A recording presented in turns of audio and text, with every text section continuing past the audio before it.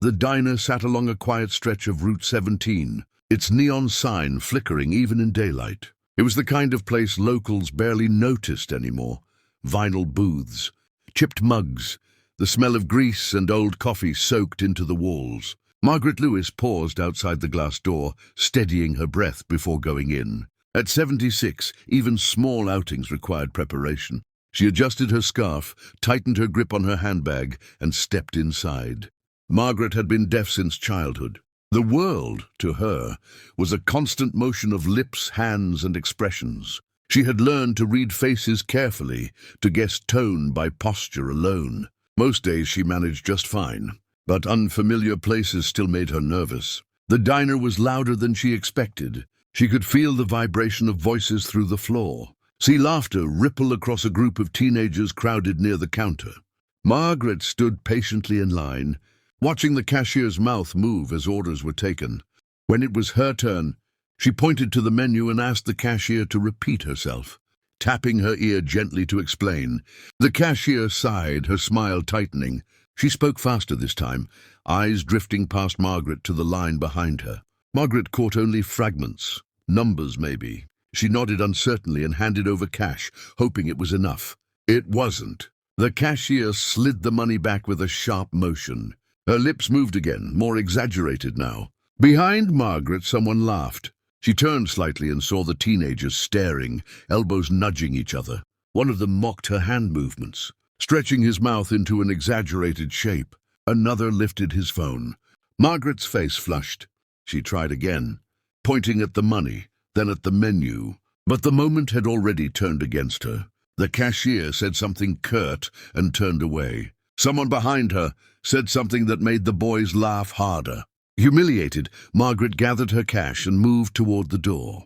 Her eyes stung as she pushed outside into the cold air. She stood near the brick wall, willing herself to calm down, telling herself she had survived worse than this. Then a shadow fell across her.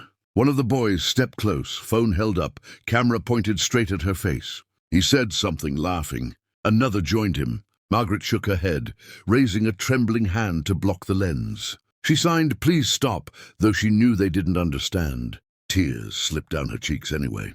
The boys circled her loosely, emboldened by each other, by the screen recording her pain. To them, it was entertainment. To Margaret, it felt like the world had suddenly decided. She was invisible and exposed at the same time. She turned away, shoulders shaking, unaware that down the highway, something else was drawing closer, its presence about to change everything. The vibration reached the parking lot before anyone saw the source. It rolled through the pavement and up the diner's windows, a low, steady thrum that cut through the boys' laughter. Margaret felt it under her shoes and turned slightly, confused, wiping her eyes with the edge of her sleeve. One motorcycle appeared at the edge of the lot, then another, then several more, turning in together like a single moving shape. The boys hesitated, phones still raised, unsure whether to keep filming or step back. The engines slowed, then shut off, leaving an abrupt, heavy silence. The riders dismounted calmly. They weren't young thrill-seekers or reckless show-offs. Most were older men, broad-shouldered, weathered, leather vests worn soft with age. Patches stitched across their backs hinted at service, brotherhood, years spent on the road. One of them removed his helmet and immediately noticed Margaret. He didn't rush. He walked toward her at an easy pace and stopped a few feet away, lowering himself slightly so his face was level with hers. He pointed gently to his ears, then shook his head, letting her know he understood. His expression softened, and he placed a hand over his chest. Margaret looked at him startled, then nodded, fresh tears forming. Behind him, two other bikers had shifted their attention to the boys. They didn't shout or threaten. They simply stood close enough that the laughter drained away. One of the bikers gestured toward the phones, palm open, waiting.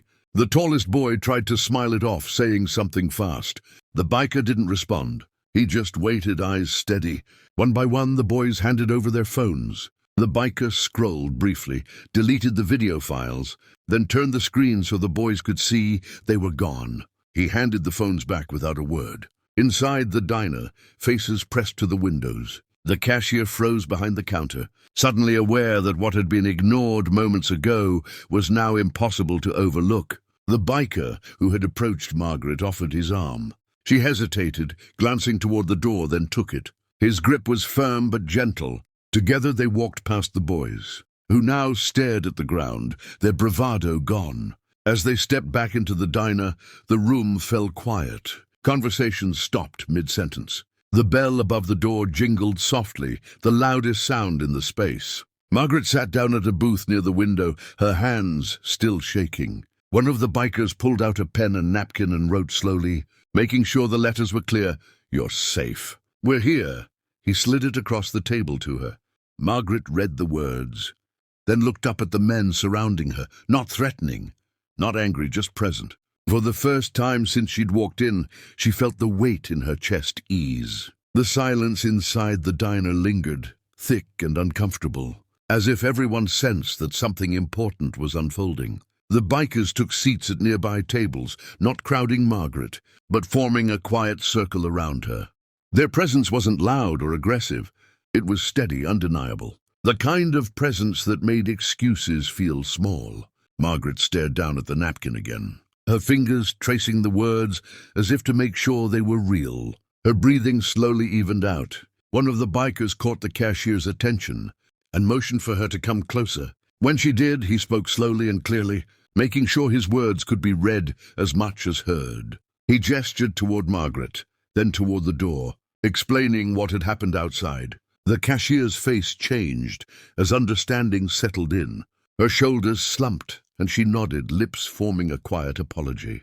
She turned back toward Margaret, making an effort now, speaking carefully, pointing to the menu, asking if she would like to sit and eat. Margaret hesitated, then nodded. A bowl of soup was placed in front of her a few minutes later, steam rising gently. This time the cashier looked directly at her and made sure she understood that it was on the house. Margaret managed a small, grateful smile.